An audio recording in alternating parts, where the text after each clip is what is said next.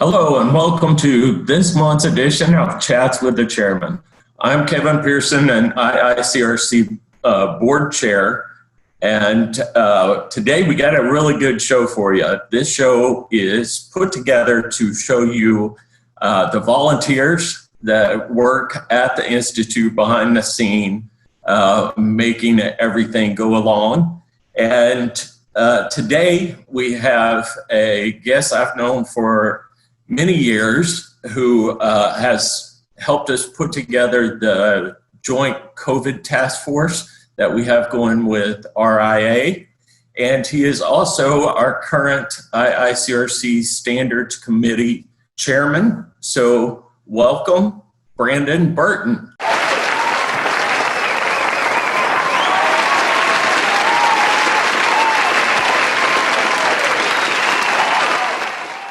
Hey, Brandon, welcome. It's good to have you today.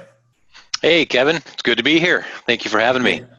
Yeah. So I don't know exactly when it was we met, but it's been several years now that we've known each other, probably that early 2000s, somewhere in there. I was going to say it's been about 20 years almost. So. Yeah. So, hey, before we get started, we have a couple of things to go over. So if anybody watching has any questions they would like to ask, then they can hit the Q&A button at the bottom of the screen and ask a question. And if we don't get it answered on the show today, then you can go and send me an email to kpearson@iicrcnet.org, and I'll get back with you. So, Brandon, I got a couple of questions for you. All right, fire away. So we know that you and I kind of met in the early 2000s, but how long have you been in the industry, and what kind of got you into the industry? So I officially entered the industry in the mid-90s. So I've been really in the water damage and cleaning industry for about 25 years.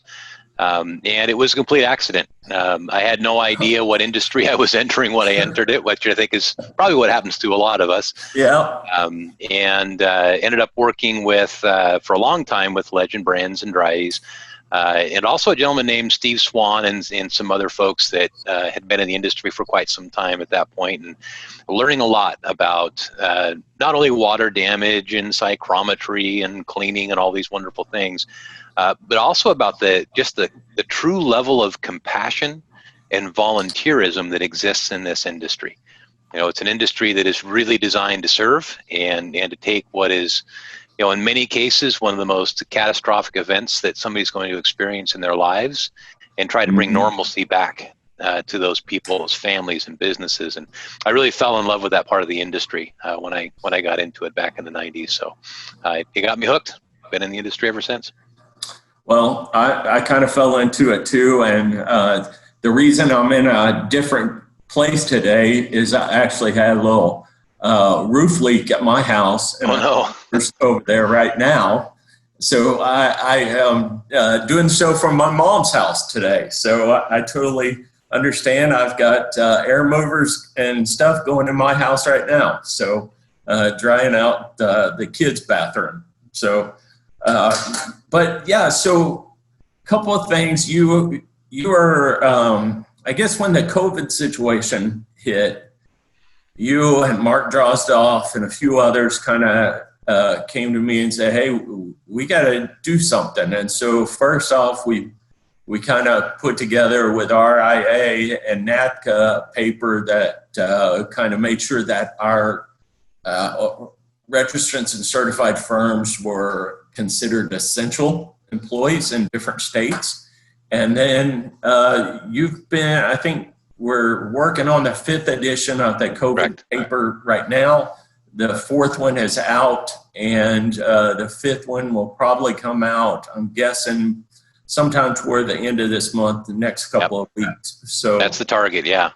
Yeah. So talk a little bit about that and how that all came about. Yeah, so there are a couple of things about that effort that I think are definitely kind of remarkable from an industry standpoint. One is that you know it really illustrates in a time of such an a unique worldwide pandemic emergency, where we're really chartering just completely unknown ground for all of us that are in this industry, and even outside of that.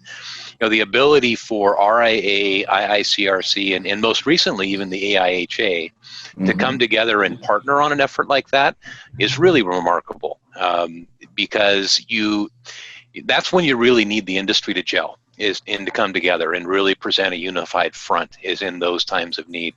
The other thing that was really remarkable about that effort is it also taught us something. I've been engaged in standards for quite some time.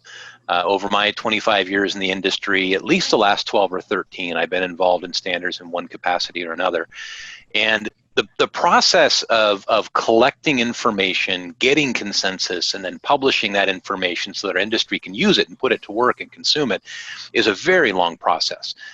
Typically, it's measured in years, not in weeks or months. Right. And with something like COVID, we just don't have that kind of time. Imagine if it took us 2 years to establish the first report. By that time, the Right. pandemic would be gone, hopefully, at least. Doesn't feel like that right now. But so we had to develop a process that was going to allow us for very rapid turnout of very useful information. So we authored an entirely new process for that task force that allows it to publish information not only quickly, but to still use a peer review group of 30 people to turn out a very rapid consensus process. And I haven't seen that process used anywhere else outside of the way that we're using it. So it's one of the things I'm actually really proud of with that joint task force. And for anybody who's curious about how that process works, we've actually published the process on the IICRC website at iicrc.org. And I encourage, if you like volunteering and you like technical information and published standards and white papers and things like that, read that, because it really is a unique way to turn out consensus. So I'm very, very proud that we were able to author that. Yeah, I tell you what, that paper, every time it comes out, I know there's just tons of people downloading it and looking at it. And it's really helped a lot of people in our industry. And, I, for one, am very glad that you stepped up and wanted to get this done. It's helped out a tremendous amount of people. So kudos to you and putting all that together. I know it's a task and takes a lot of time and effort, but you do a great job on that. Thank you. And just to be really clear on the record, we've got 3 phenomenal experts that sit on that task force, and my core area of expertise in that is just the facilitation side. So it's really Mark Drozdov and Michael Pinto and Norris Gearhart. Those are the real technical minds behind the content, and I kind of play organizer to make sure it all gets out on time. Yeah, I think you do a little bit more than just organize, but we'll go with that. So tell me, what does it mean for IICRC to have ANSI accredited standards? Why is that such a big deal? So it's a big deal for a lot of reasons. At the base, just the standards themselves and the critical role that the standards have played in our industry is something that I think everybody can, at this point in time, since we had them out for so long, can reflect on that and just understand the valuable role that they've played. But when ANSI came into the process, when the IICRC went through all of the requirements and all the structural changes and processes and all of the tremendous work that's necessary in order to gain the ANSI accreditation, the standards went to a whole new level. And we saw, especially in the water damage field in particular, we saw the standards become embraced by other industries that are stakeholders to what we do, by other materially interested parties in the carrier world and the TPA world, even into multifamily and healthcare and all these other industries. All of a sudden, our standards had the weight and the credence they needed to give traction to restorers to use it as their center point of logic for the decision making. And although we used them in that manner before ANSI, we didn't have the traction we needed before ANSI, and now we do. So it's been a phenomenal benefit to our industry to allow them to use the standards as that true litmus test for what is best practice. Right, and you know, if you've never served on a standards committee, you don't really realize how much goes into it. I've served on a couple of them in the past, which was kind of, you know, how I got my start into volunteering with the IICRC. Yep. And it's amazing how sometimes you can argue for an hour over a word, you know, in the document, and you're thinking it's one word, or we just talked, you know, for 15 minutes about a comma, you know, and, you know, words mean things, and you have to make sure that you get it right. So, well, I tell you, our volunteers are passionate people. You know, they wouldn't be volunteering to help on standards if they didn't have a passion for the topic. And when you get, 10, 15, 20 passionate people, you know, in the same place at the same time, you know, it's going to be a passionate discussion. Well, so along those lines, what advice do you have for somebody who wants to get involved in the standards? So the most important thing to do is to go to IICRC.org and click on the standards option on the website and take a look at the current standards that are underway. There's a full list there of all of these standards, whether they are actual ANSI standards, which means basically that they're published, our BSR standards, which means that they're future standards that are under board review, or if they are currently seeking volunteers. And you'll notice that the little logo saying, you know, volunteers needed under any of them that you can volunteer for. So just click on the one that says volunteer needed. That'll get you to the application form so that you can apply. Just pick a topic that you've got some passion for or some interest in. And even if you don't directly want to participate on, you know, a consensus body, which is a big time commitment. You know, a consensus body is going to require that you're meeting at least on average once a week for an hour and a half, probably an hour and a half of homework in between. And that's kind of the middle ground. On some of our newer standards, it may even be more than that. So even if you don't directly want to participate on a consensus body, you can still volunteer to be on a subcommittee or on a particular topic and support the effort that's underway there. We've got some big standards that are being written right now, whether it's infection control or fire and smoke, or we've got work going on with revision of things like the trauma, you know, standard. There's a lot of stuff going on. So if you want to volunteer on something that isn't looking for a consensus body member, you can still participate, you know, in some of the subcommittees that help with particular sections. So you mentioned a couple of them. Are there any new standards in the making that you're kind of working on? Yeah, a couple of the really big ones are the fire and smoke standard, because that's ground that just had not been touched by the IICRC standards whatsoever. It's a restoration category that had just really been unchecked. And not only by the IICRC, but by an ANSI accredited standard at large. And it's got a great backstory because it's another example of how the RIA and the IICRC are working in collaboration. Because that particular standard was born from an effort that the RIA had undertaken for some time, and the base material that's being used to develop that standard actually came from the RIA and their authorship. So it's a great story about the two organizations working together. And then the S410 is another really significant one, just because of the current times. The S410 it's a BSR, so it's not a standard yet, but it is our infection control standard.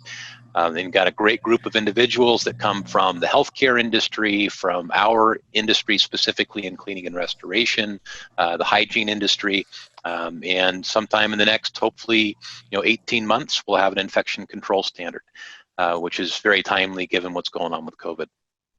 Yeah. No, that's true. It's couldn't come out soon enough, could it? So, yeah, exactly right. Right. Hey, so you up for a poll? Absolutely. Let's do a IICRC poll here. So how many IICRC standards does the IICRC currently have? I probably should say ANSI standards, but and we could say standards or standards in development. Right. And how often are the standards revised? So, and I'll say a little on that second question. How often do we try to revise them? What's the goal?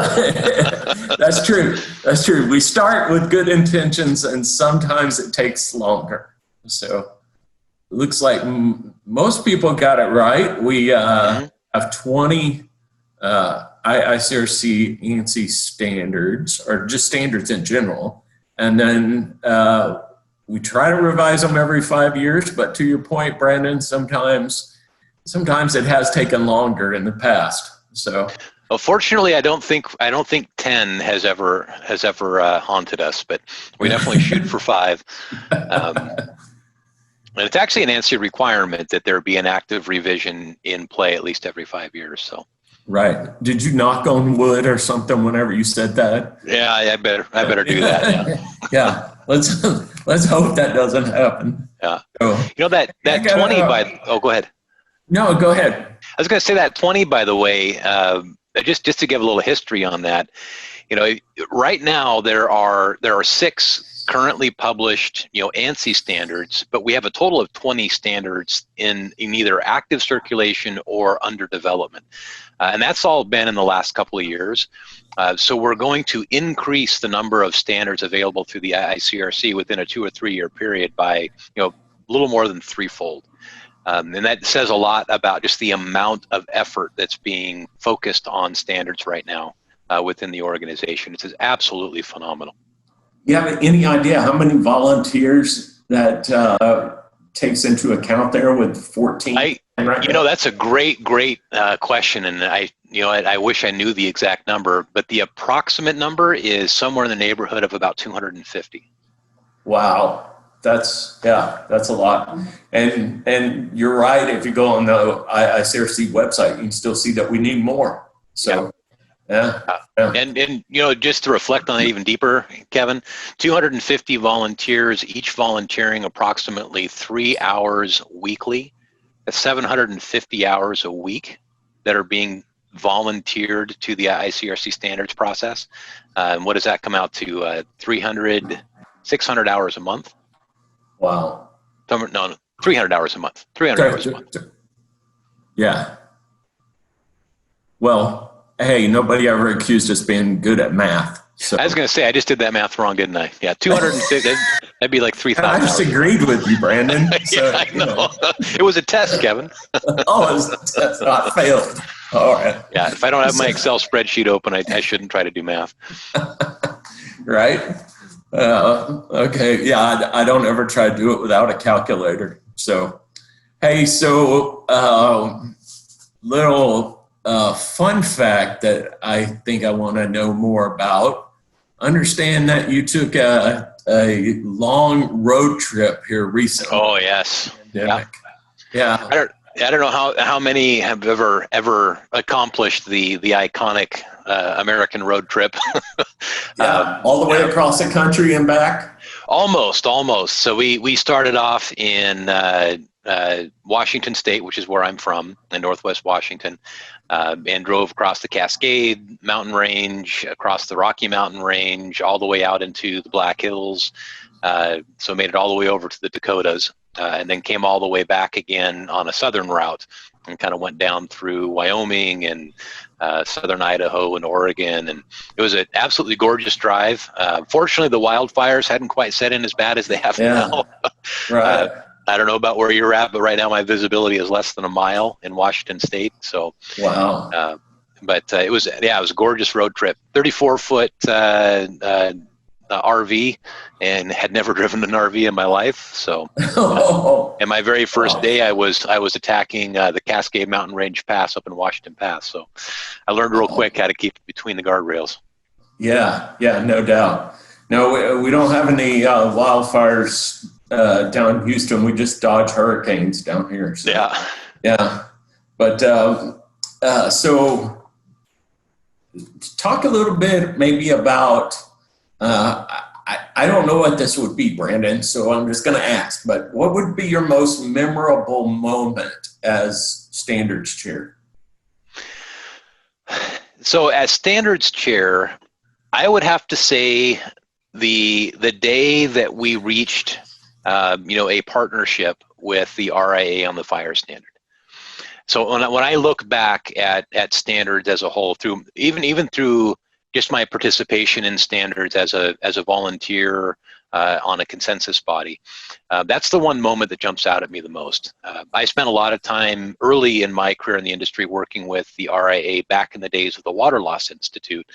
And the technical committee that was a part of that Water Loss Institute, and that really got me kind of wrapped around the kind of the technical hunger for the industry at that time. Mm-hmm. So I've always had a great admiration for the technical minds within the Restoration Industry Association, the RIA. Back then was ASCR, but right. and so that day that I saw the IICRC, the organization I've been so deeply involved with for so long, and the RIA, an industry that I had participated with and had a lot of respect for, come together on a technical standard like that.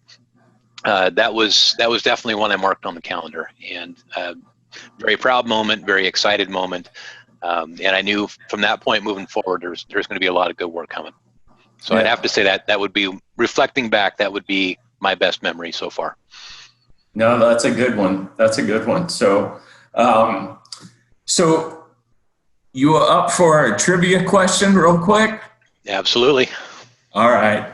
We'll see. We'll see. As long as it doesn't involve math.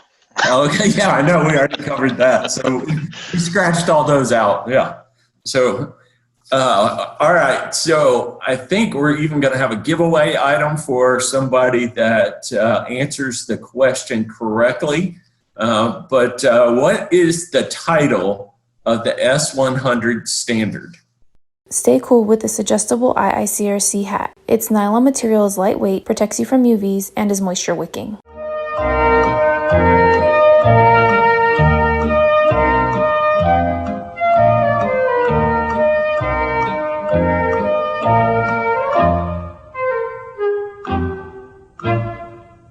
All right, Brandon. So I'm sure you know what it is, but it's the professional cleaning of textile floor coverings. So, looks like Kenny got it right, and Kenny is a winner. So congratulations. Outstanding. So what about the S100? It's going through a little revision right now, right? It is. So that's one of our current ANSI standards, right? And one of the ones that's been, longest lived for, published technical documents from the IICRC. It's got a revision process underway right now. And it's really hard to predict exactly when these standards will complete the revision process and when they'll go to publication, because it goes through a couple of buckets or stages. The first stage is a consensus body that's revising the document. Then they have to approve their revision in a draft. Then it's got to go out for a public review. The public review period is kind of a big question mark because you don't know how many responses you're going to get or questions you're going to get. And then the consensus body has to go through and respond to every single comment or question that was posed in that public review period. And depending on the responses, if they have to make more edits to the document, they may have to repeat the public review process, which can go through multiple cycles. So that's what makes it really difficult sometimes to stay in that 5-year window. Right. But it is under revision currently. And I know one of the things that I've been really intrigued by is there's been a phenomenal amount of work being done on the chemistry and science side of the S100. And it's getting a really good facelift on just the amount of information available there, especially in and around the chemistry and lots of 5-syllable words that if I already messed up my math today, I won't try to stay on the air. But so I'm excited about that. It's becoming a much more technical document, which is great. Cool. Well, hey, before we wrap it up here, I just want to say I really appreciate you joining us today, and I was wondering before you go if you have anything else you want to say real quick. I just want to acknowledge two individuals, if I could, that recently joined the IICRC Standards Committee in a leadership role. And that's Ryan Tassovac. He has accepted a role of the vice chair of our cleaning and inspection standards, and Darren Foote, whom accepted the role of vice chair for our restoration standards. I also want to acknowledge Lee Center. I think a lot of people know Lee. Lee volunteers in the IICRC in more ways than I even knew you could with the IICRC. And just like you and I have known Lee for 20 plus years, there isn't a moment that I've known Lee that he hasn't been giving something to the IICRC to move the ball forward.